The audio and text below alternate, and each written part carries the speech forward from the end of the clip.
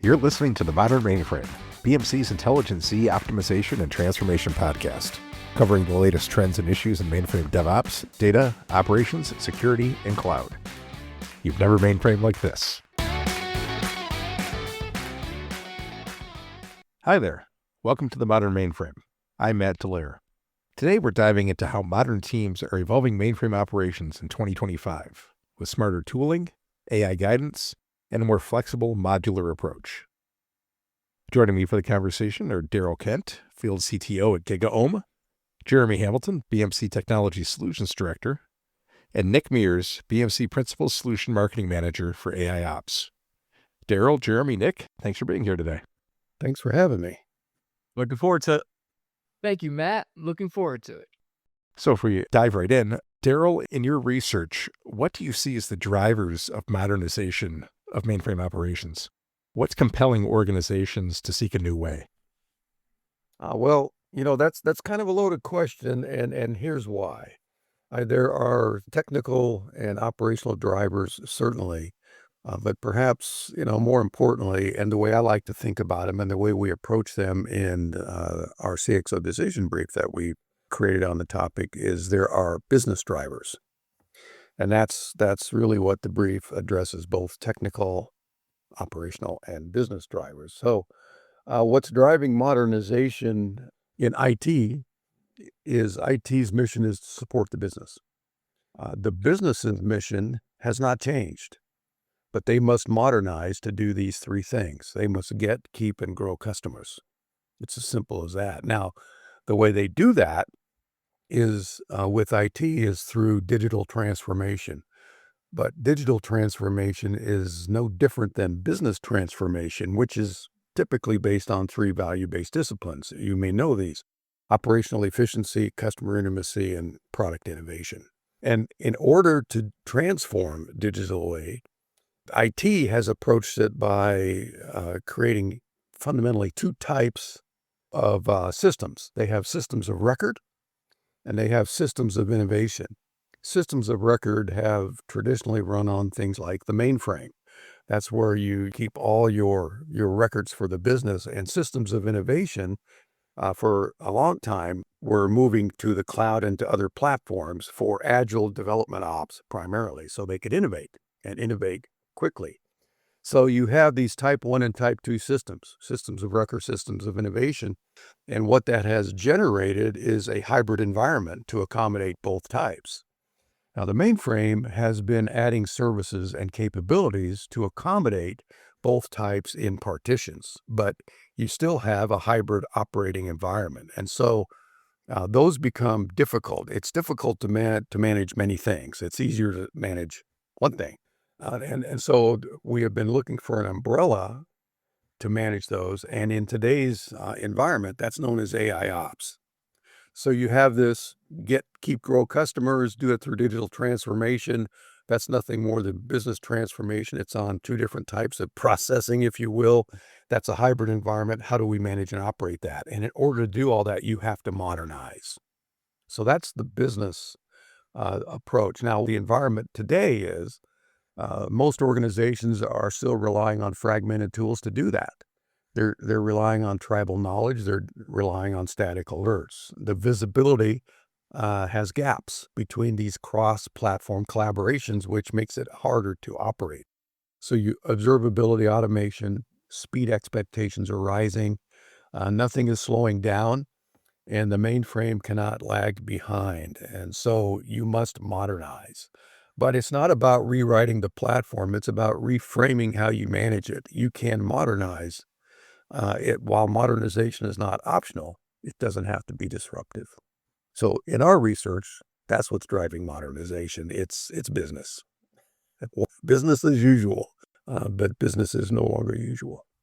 Yeah, I think the complexity part you mentioned is so true. Now you got things coming into the mainframe that that are going about it the non-traditional way. So they're using APIs to access, the different routines that are running on the platform. They're, going through, DDF workload or JDBC coming into DB2, grabbing a couple of records, jumping right out, fast moving transactions that, whereas before it would come through MQ, CACS to the database in a standard fashion. And now with this new way of operating, just like Darrell said, with the innovation on one side and the system of record on the other, they're looking for all these different ways to get to that system of record.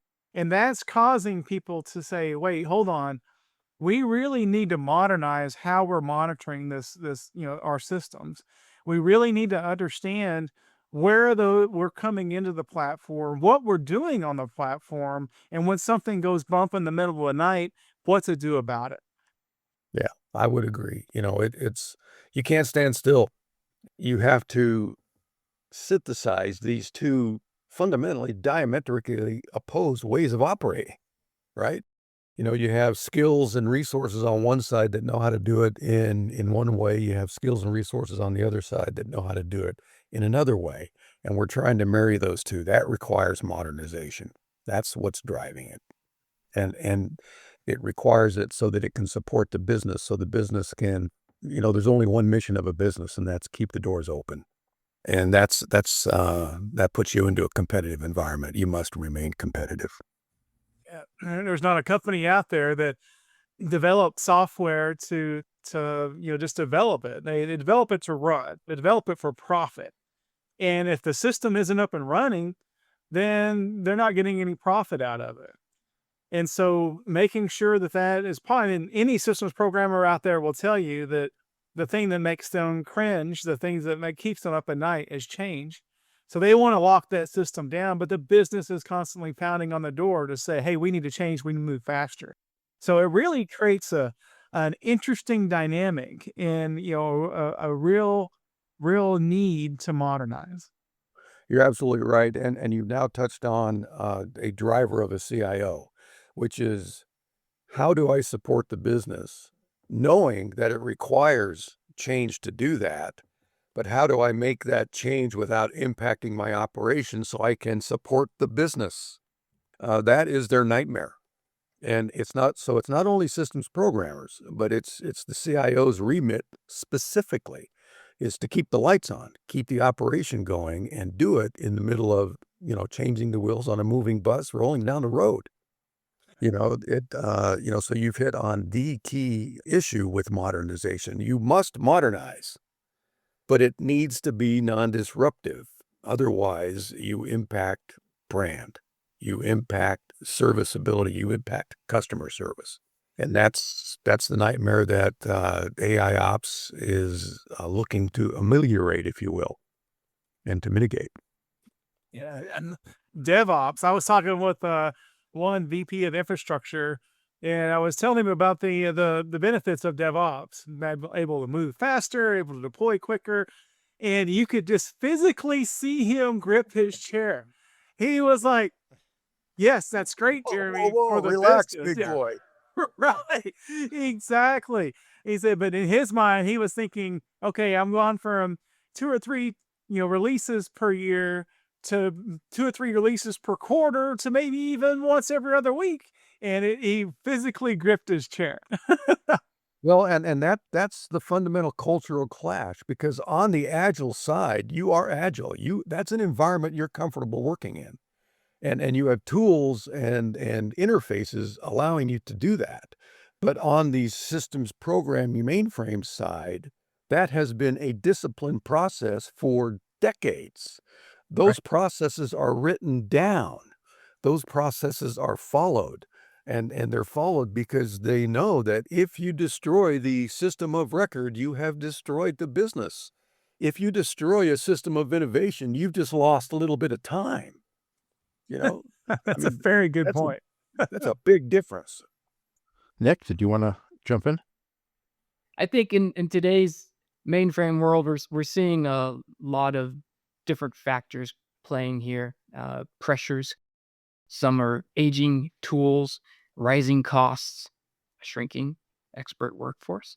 Yeah. Organizations are seeing new methodologies in play, like AIOps.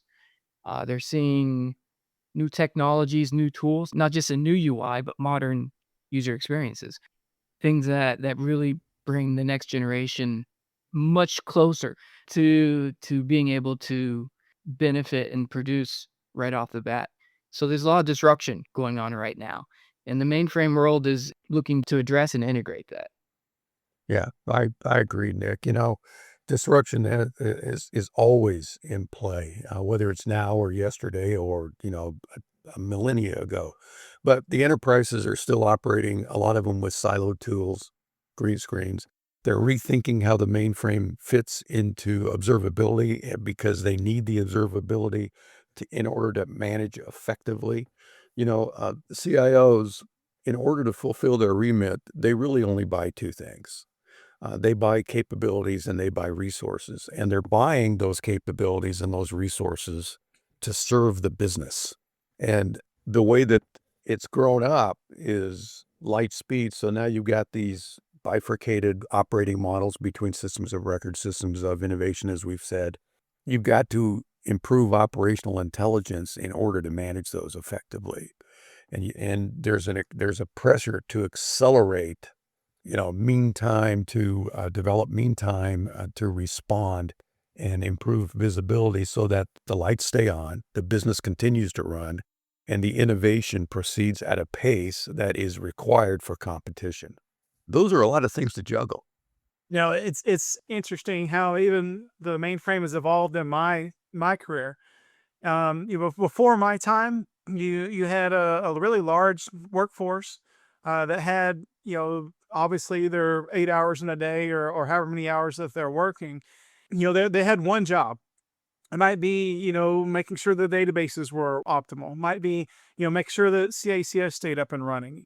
And then once, a week, usually at a down period on a Sunday, they would take it down and do their maintenance. And it was just kind of a standard routine. And now, well, there's not that big workforce anymore. The workforces have become extremely lean. The ones that are there are some really, really tenured people, and there could be a lot of people who aren't so tenured. How do you get everyone to be valuable at the same time? And then, not to mention the complexity we were mentioning just a few minutes ago, how that's evolved and folding in. So it's really kind of a perfect storm. Now, the good news is that technology has advanced a long ways. It used to be one of the biggest things was that now you could format dumps and put it in a readable fashion. Now you can look all the way across your whole environment and understand, small anomalies that you couldn't see years ago. And so it's really a fascinating time to be on the platform when you have all these problems and all this complexity. At the same time, you have all this technology that is exciting and great. Yeah. You're trying to get ahead of it because it is complicated, and it's hard for humans to do that without proper interfaces. And to your point, there are fewer of them, either because the businesses are no longer investing in big teams, or a lot of those resources are retiring out or moving on. But the business grows and it continues to operate at a extreme pace. And so, how do you rationalize? Like I said, the CIO is interested in capabilities. Certainly, anomaly detection is one of those, and it can be AI and ML powered. But observability, getting ahead of the game, staying ahead of the game, doing it in a 24/7 operation, non-disruptively, and doing it with talent that may or may not understand fully either one of the types of systems, let alone both. All right. And that's, to me, ZOS has evolved tremendously in order to try to adapt to that environment and to serve that environment. And that's really what we're talking about today here, I believe, in AIOps and AIOps relative to serving that environment. And we're doing it now with the more modern approaches. I don't know if now's a good time to get into the role of Gen AI in those AI ops. But from my viewpoint, mainframe operations has been real for quite a while, but it's been hard to explain and put into human terms and operate interactively through human terms. At a former employer of mine, we were a global engineering company doing data storage platforms.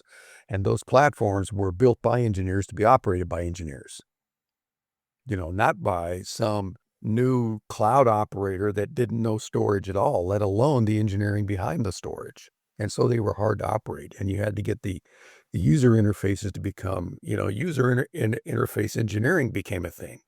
Well, that gets speeded up tremendously with Gen AI, because that can provide context, summaries, root cause insights, and assistive diagnostics in human language. And you can interface with it in human language. So we may be getting ahead of ourselves here, but really that's what we're talking about. How do you keep the lights on? How do you compete? How does IT serve the business in this environment, this complicated, complex, bifurcated environment with dwindling resources and dwindling capabilities, human capabilities and human resources? And that's what this whole conversation around AIOps and specifically Gen AI, you can't talk about technology in 2025 without talking about AI. And you can't talk about AI without talking about Gen AI.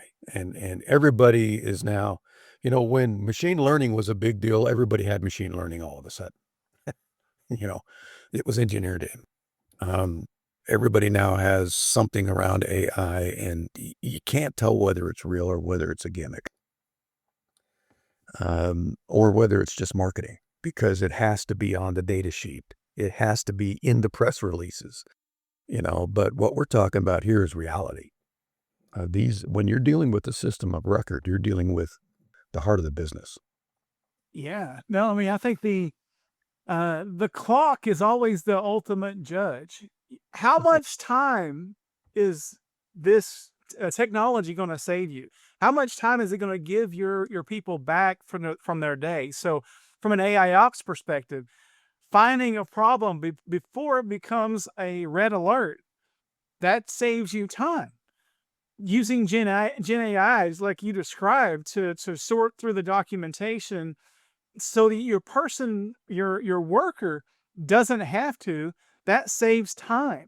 And so time to me is the ultimate judge when it comes to these newer technologies.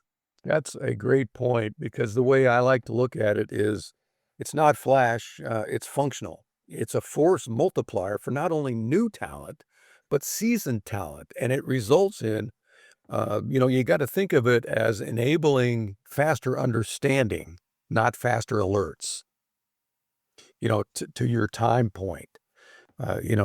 How fast can we get to the understanding? How can we get ahead of the understanding? Because we can certainly generate the alerts faster, and we do, and we're generating more of them. So time is money, as they say. That's a great point, Jeremy. When I'm working with clients, that's usually what the conversation goes down to. What's the value? Yeah. So the way this is being incorporated is AIOps is that workflow that's saving them time and developing that understanding. This is the way the organizations now wish to work because of that, right? Right. And all platforms need to fit into that workflow. So Gen AI, AIOps, user interfaces can bring non-frame literate resources to bear in the manner and style in which those resources are familiar with and how they wish to work, right? And that's important to a CIO, because that is how they get the resources to leverage the capabilities that they're buying to support the business. I mean, it's a virtuous cycle here, and quickly with acceleration, with low to minimum risk. So like I said, they're juggling a lot of balls here, and businesses need to run. And so time, understanding, and how do we augment the human resource and the human capability? Yeah, I mean, data and workers are the two most important resources that any company has. If you don't have the data, well, I mean, you don't have a business. If you don't have That's right. employees, you don't have anybody to do the work. So being able to keep the data up and running and keep your employees as productive and efficient as possible is very key. Yeah, I agree. And so how do you do that? And in today's workflow, it's all about AI ops, and you don't want to lose your system of record. So it's got to participate in that. And that's really what AIOps is enabling, whether it's hybrid between locations and platforms or hybrid within the same platform. You've got to have that capability. I might add too, Yeah. a lot of organizations are familiar with methodologies like DevOps, and there's teams that fully adopted, and there's tools that fully support and enable that. Well, now AI ops on the mainframe is the newest methodology. And we're finding that there may not be tools available, or at least what most teams currently have available to address AI ops. We mentioned that there can be a lot of alerts, which means there can be a lot of noise. AI ops from its at a foundational level basically is about reducing the noise through AI-based capabilities. Darrel mentioned machine learning and AI, Gen AI even. So not only do you reduce the noise, in BMC's case, we have a solution called BMC AIMI Ops Insight, and it's built on machine learning, AI, and intelligent automation, Gen AI. But basically, it leverages multivariate analysis to cut through the noise. What is a true service impacting anomaly, and Mhm. could it turn into something that's SLA impacting? You're talking about getting CIOs involved. Impacting service levels is the quickest way to get execs attention. So AI ops addresses that. Yeah, the SLA is the contract that IT has with the business, right? And by extension, the contract the business has with their customers. So it's very important to have observability into that. And AI ops unification between the two types of systems of record and systems of innovation is the doorway to get that done. It enables, and specifically AIOps enables the mainframe to participate in that enterprise observability and automation. So you can align with how the modern IT shops work, cross telemetry, AI-driven insight, automation pipelines to meet those SLAs. That's what's required in today's environment, and that's why to go all the way back to the top, that's modernization, right? Like I said, it's a virtuous cycle, but we call ourselves a lot of the technicians here are systems engineers or systems programmers. Well, the word systems is important. Systems sometimes in this context gets translated into the mainframe or an open system or a cloud, but systems are about everything: foundation, plumbing, connectivity, flow, and AI ops is where you get insight into that. And in order to modernize the current business, which is hybrid, you have to have that unification. And so you got this doorway called AI ops to do that. Oh, Jeremy, you mentioned discussing this with customers. Can you share any real world examples of how AI ops has helped any customers modernize? Yeah, well, I mean, I'm gonna. There's one example that jumped right in my mind as Nick was talking about DevOps and AIOps, and the different approaches. Yet another approach, not to be a word salad here, is SRE or site reliability engineering. And what that does, it's kind of a counter to DevOps. It's the system side of that, saying, okay, we got all this change coming through, and somebody has to be responsible for an end-to-end business service or for the platform itself. They may not know all the different technologies, but they got to know how things work together. And so one customer I have is applying an SRE function to their banking application. And that SRE is responsible for keeping the banking application up and running. Now, his job is to treat IT like a software engineering problem. How can I automate away things like toil? At the same time, how can I find and fix problems faster and more efficiently? So what they're doing is using AIOps for the observability piece, the advanced anomaly detection on the platform, to feed into their overall enterprise-wide end-to-end view of this business application. I mean, I'm starting to see that grow. I would say 3 years ago, even I didn't hear the term SRE in the mainframe mentioned in the same sentence. But now I'm starting to hear it, especially as the technologies advance, like AI ops and the Gen AI. It's helping those people that are responsible for end-to-end applications understand what's going on the big black box of the mainframe. That's a great example. And that illustrates the word systems. you know, it's just like a human body. You have all different types of systems in order to allow us, enable us to continue walking around. Uh, that's the lifeblood. It's interesting. So, like another customer that was working with us, and they came to us and said, "Hey, we're having an MQ problem." And I was like, "Okay, well, where's it at? We can take a look at it, see if we can do anything." And they said, "No, no, no. We're not going to tell you where it's at in our environment.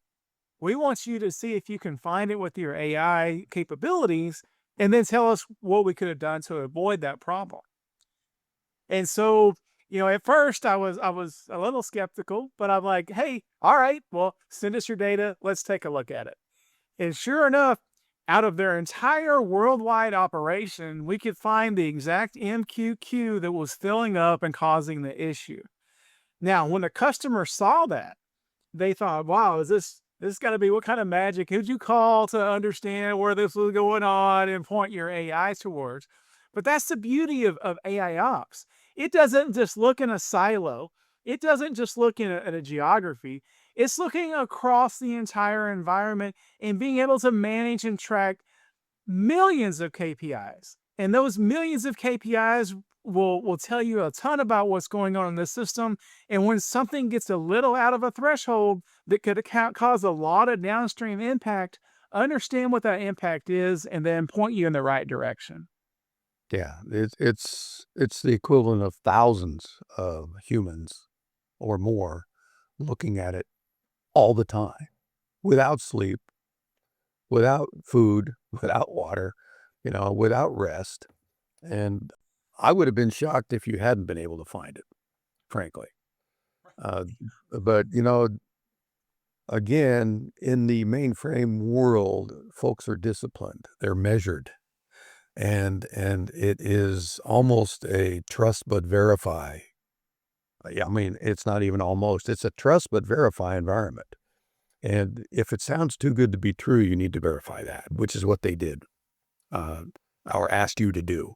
And so that's yet another great example of it, because that's really where we're at. I keep driving back to, IT gets hung up in IT. Feeds and speeds, they like the capabilities, and there are a ton of good capabilities in what we're talking about here.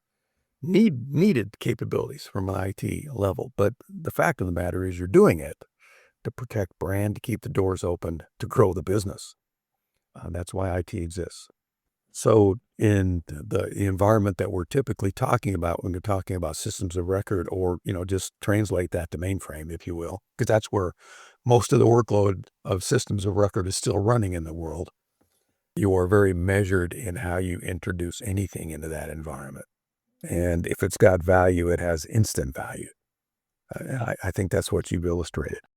I might add too, but by the way, Jeremy, that was a great example. I don't think I've heard that before. And there's another use case where I keep going back to next gen enablement, where a seasoned practitioner with perhaps decades of experience can learn to wade through the different types of hundreds, thousands of alerts they might receive and know immediately if something is truly service level impacting or could be. A next gen practitioner with little experience doesn't have that knowledge of Right. decades of experience.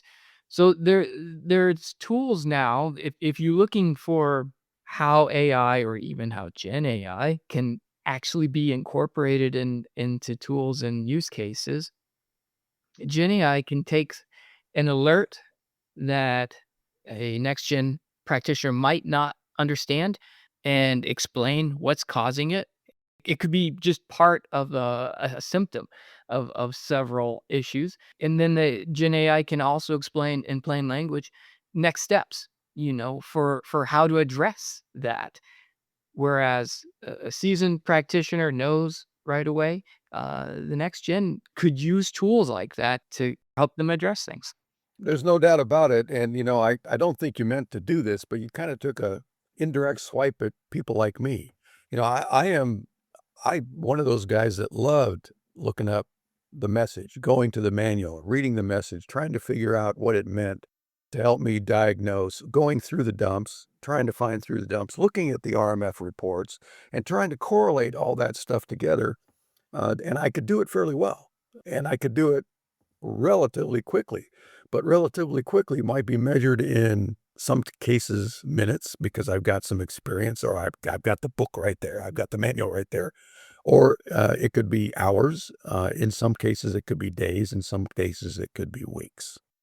And if you're not experienced, you don't know where the manual is. You don't know how to read the manual. You don't know how to get the dump. You don't know how to read the dumps or walk through you don't know how to read the reports. That becomes overwhelming and off-putting, to the point where they said, no, just put it over in the environment that I know I have, the next gen environment, where it may not run with as much reliability, availability, or serviceability, but that's what they work in. So this translation, this translator assistant, this universal translator, if you will, called Gen AI, is magic.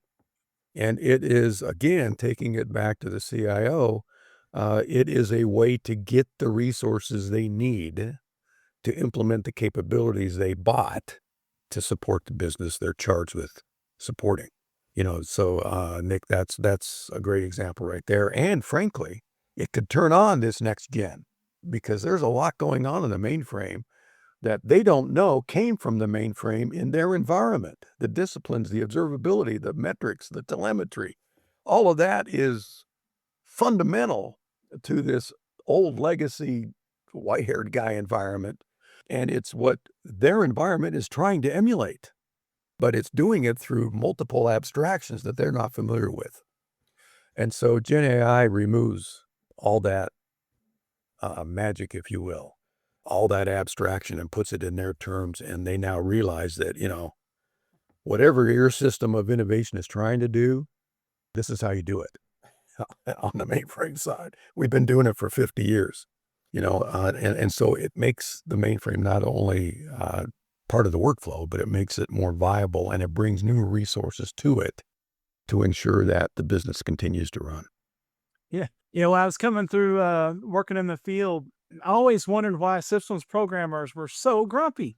Gosh, they always seem to be on a bad day, And a majority of the time, their answers to questions would be RTVM, read the darn manual. And, I just never understood why, or it could be so grumpy. But then, now that I've been tenured a little bit, I understand that they're kind of the last resort. They're the person that people go to with the hard problems, with the easy problem, and they get tired of answering the same problems over and over. They want something that is worth their time to work on. And with Gen AI, then that does the reading the manual for you. And it takes a lot of that workload off of your seasoned systems programmer, and allows them to do what they're built for, which is solve problems. Yeah, solve problems, or get that next initiative implemented. Support that next business initiative, get it online, right? Focus on the move forward stuff as opposed to the fix it stuff. So there's a productivity implication there that is profound. So you're absolutely right.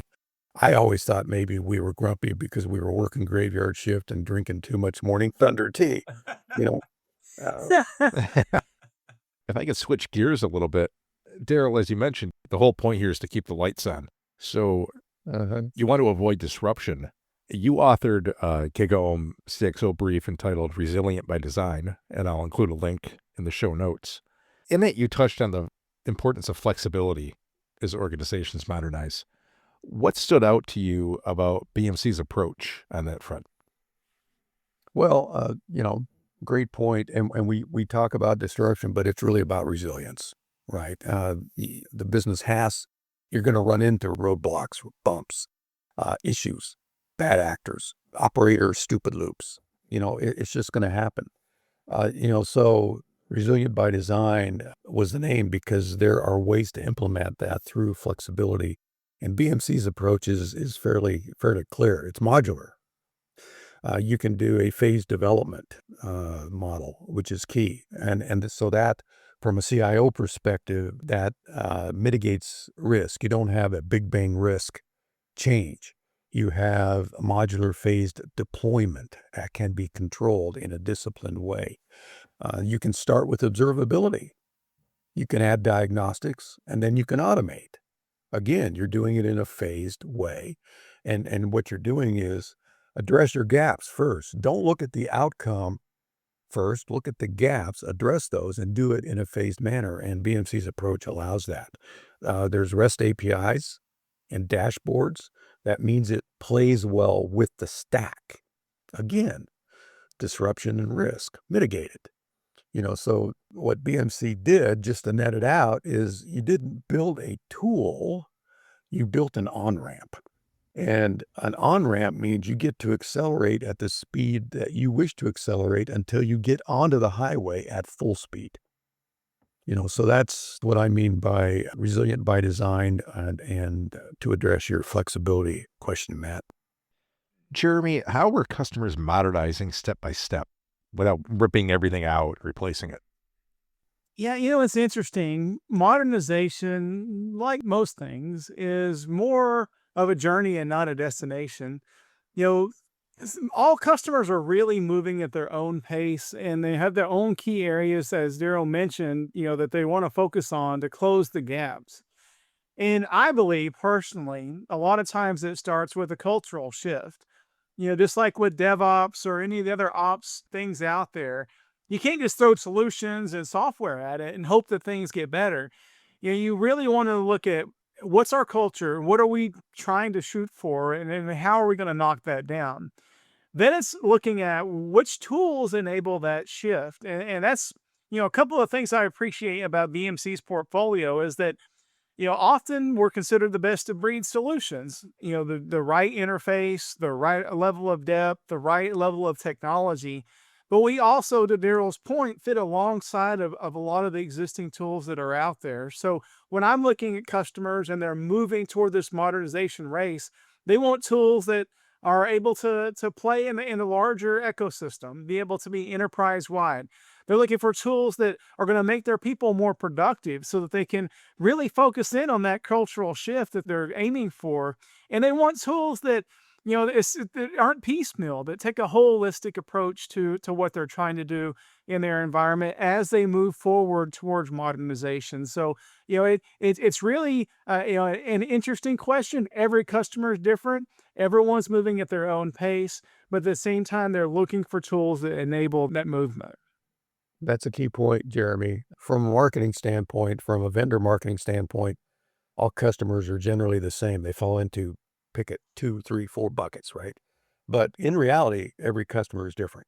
They're all the same in that they're all running IT, you know, but they're all different in the way they're running it, and they're different in the capabilities they have on staff and the resources they have on staff. I keep coming back to that because that's really what you're juggling. And they're also different in the prioritizations of how they want to implement and what they implement, right? And this modular approach gives them that phased capability. There's no need for the CIO's worst nightmare of rip and replace. If you want to introduce risk, do that. But who wants to introduce risk, right? So there's flexibility and integration readiness, and you do it at your own speed, your own prioritization, and your own need. That's the value of this approach. And if you're doing it with the best of breed, why not? Yeah, it's funny. Multiple customers I've talked to, they use the tagline "automation everywhere," and when I hear that, I kind of laugh because if you automate a bad process, you've just made that process faster and more, being done more often. But whenever you look at, okay, what are we automating? Why are we automating it? And what are we using to feed that automation? Then it becomes more an approach versus just throwing technology at it. Yeah, and giving them dashboards, giving them the phased deployment, the APIs they're going to need to do that. Anything you can do to mitigate risk, mitigate disruption, and speed up time to value, time to implementation, and eliminate all of the capability gaps, and have none of it being shelfware. If you can do all of that, that's nirvana. And that's really what this approach is. It's bringing, AIOps is bringing the mainframe into the workflow, as I've said, and it's doing it in the way that gives them all of those things. There's a reason the mainframe was dying in the 1990s, apparently, and it's not dead yet. There's a reason for that. So why not leverage that and modernize, doing it at your pace and your priority? And there's real cost savings. There's real value in modern. Here we go. Here we go. We've seen examples of 50% reduced downtime. Cost savings for the reduced downtime being savings of 1.4 million over 3 years. That's just an example, starting point. Replacing legacy monitoring solutions resulted in over 4 million in savings over 3 years. These are data that could really get a CFO and an ops executive to say yes to numbers like that. Yeah, I mean, innovation is the hook, but cost is the anchor, right? Capacity costs remain a top concern. The dashboards help identify those inefficiencies. You've got CPU overages, MLC penalties, staff burn from alert storms. All of that is real. So it's not necessarily price, it's cost and cost optimization. In my former role, we developed an economic model around all this, and we found 38 different types of money costs. And all of those can get optimized through this thing called AIOps. AIOps doesn't just reduce costs, it makes it predictable, right? So that you can control them, you can ingest them, you can modify them, or you can eliminate them if you know what they are and what's coming. So it is beyond just the operational cost of the immediate everyday. Modernization is not a budget buster. It's a budget stabilizer. And in business, predictability is key to the highway. You see it, whether it's political ramifications or global ramifications or any type of introduction of disruption. Predictability is what you're after. And that's why I say it's not a budget buster. I mean, it costs money to do this, but the total cost of ownership, the 38 different types of money that can be identified in those costs are all controllable and they're all predictable. And if they're controllable and predictable, they're optimizable.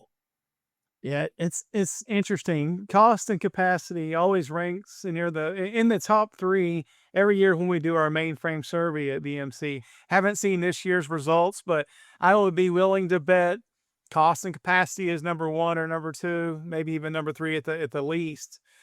So it's really gone through an interesting evolution. When I joined BMC 15 years ago, cost was king. How can you save me cost? How can you reduce my MLC? How can you reduce, what I'm spending on the mainframe?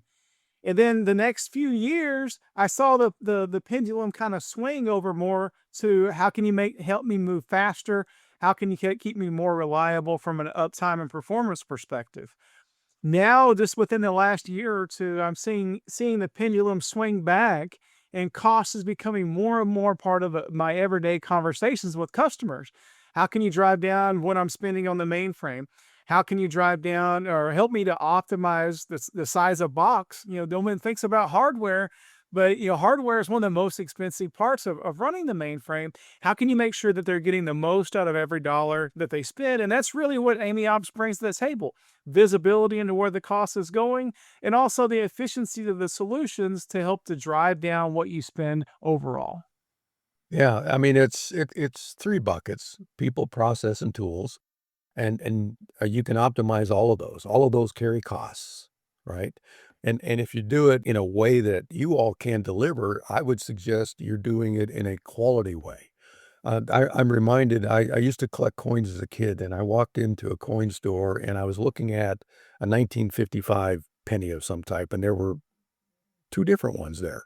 Um, and they had different prices. One was one coin was a little bit higher quality than the other one. I said, "Well, is it really justify the difference in the price?" And the owner had a little placard on the counter, and she pointed to it. And the front of it said, "Quality is not expensive." And then she turned it around, and "Quality is priceless." And that concept has stuck with me since I was an 8-year-old kid, collecting coins. And so I look for that in every system, in every technology we have, because you don't, good enough is good enough until it isn't. And then you're in deep, deep trouble, because now you've been, as you said, multiplying all these non-good enough things at light speed. So you got these tools that we're talking about here, and that BMC provides in AIOps specifically, are all about cost optimization. They're all about quality in operation. They're all about bringing in new talent that may be less costly talent. One of those 38 types of money is people, right? That to do the things that your more expensive talent may have been doing and is now free to do more productive, innovative things. So these all interplay, Jeremy, and it's a key pillar, but it's not price, it's cost optimization and predictability. Well, when it comes to implementing new tools, new processes, and Jeremy, as you mentioned, a cultural shift, the question that always comes to me is, where do you get started? So, Jeremy, for a team just starting the modernization journey, where should they begin? I mean, I've told multiple clients this. You should begin where you are today. And I know that sounds rhetorical, but taking stock of what does your process look like today? Where are my gaps, as Darrell said at the very beginning? What are the areas that take a lot of time? Start really taking a analytical look at what are we doing today and where do we want to go. Once you find that delta, once you understand, what those pieces are, then the equation gets a lot more simple. Is it a simple different user interface? Is it automating a certain process? Is it, implementing something like AI and AI ops to solve a problem? It's not until you understand where you're at today that you can understand what it's going to take to get to where you're going. So I always tell customers, start there. If you're working with, some legacy older type tools, understand that and understand what it would take to get to the next level. So I mean, when I'm talking with clients, just being brutally honest, that's what I say. And, I think that's valuable from an operational standpoint, but I always like to take it back even before that. Where do you start? What do you start with? How do you start? Is why do you start? And that is, again, a CIO concern. CIOs will only act if they have 3 things: if they're aware that they have an issue, if there's an urgency to act on that issue, and if they trust the resources and people that they're using to implement that action. So questions that leaders could be asking when you're accessing your legacy tools as to whether to move forward and get started the way that you just referenced is, are we more reactive or proactive? That's a simple yes. I mean, that's a simple question. Do we trust what we see in our alerts? Or are we cross-referencing multiple consoles and trying to find the source of truth and develop that trust in our alerts? Can our current tools scale with new people, new apps, new SLAs? Or you can just start with clarity. If your teams are overwhelmed, it's time to rethink the stack. you know, so from a leadership standpoint, is there an awareness of those things, and do they cause the urgency to act? And then who they're going to trust to act with. And then the way your approach is developed, the modular phased approach, start at the gap, start with where you are, start with what you know. Those are valuable operational implementation tips, hints and tips is what I like to call them. So there's best practices for all of that. We've laid out a lot of best practices in the CXO brief. You can give that a spin. We don't need to go into them here, but the point is there an awareness and an urgency to act? And almost always there is if you're looking at legacy tools, because they haven't modernized. Let's bring it all the way back to the dang top, Matt, and talk about modernization. To close things out, I'll ask each of you for any final thoughts. Darrel, I'll start with you. Yeah, let's take it all the way to the top. Modernizing mainframe operations isn't about chasing trends. It's about closing the gap between long-standing reliability and new enterprise expectations. The real shift, as Jeremy said, is cultural and operational, not necessarily architectural. So what we see in the field and what we have laid out in the CXO decision brief is that successful teams aren't replacing the mainframe. They're reframing how they manage it. They're making it more visible, more collaborative, and more learnable. And that's how you close the skills gap. That's how you improve outcomes. And that's how you keep the platform aligned with the future. Jeremy? Yeah, let's go back to something I said earlier. Whenever it comes to modernization, the clock is the ultimate judge. How quickly can you get your new employees or new to platform up to speed? How quickly can you find and fix problems? How quickly can you close that gap that Darrel mentioned and get to where you want to be from a modernization perspective? And, the clock never stops running. And if you stop, then you're actually moving backwards because all your competition is moving forward. So mind the clock is what I would say. Nick, any final words? Yes. If you're looking to modernize mainframe operations, be sure to find a solution that combines AIOps, including Gen AI. Something that has a simple modern interface, gives your team a clear view so that they can work faster, make smarter decisions, and deliver real results with fewer outages. I think that is a good direction. I think that's a good way to end things. This has been a great conversation. I'm sure it could go on, but I've enjoyed what we've done so far. So, Darrel, Jeremy, Nick, thanks for joining us today. Hey, thank you. I really appreciate it. Yeah. Thanks for having me and tolerating me. I love these things. Thank you, Matt. Appreciate it. It's been our pleasure. And as always, thank you to our listeners. Be sure to check the show notes for links to more information. For example, the GigaOm CXO brief that was mentioned during the podcast, a recent webinar, Modernizing Mainframe Ops for Experts in Next-Gen Teams, which also involved Darrel and Jeremy, and a case study that features some real-world examples. Thank you for tuning in. I'll talk to you next time in the Modern Mainframe. Take care.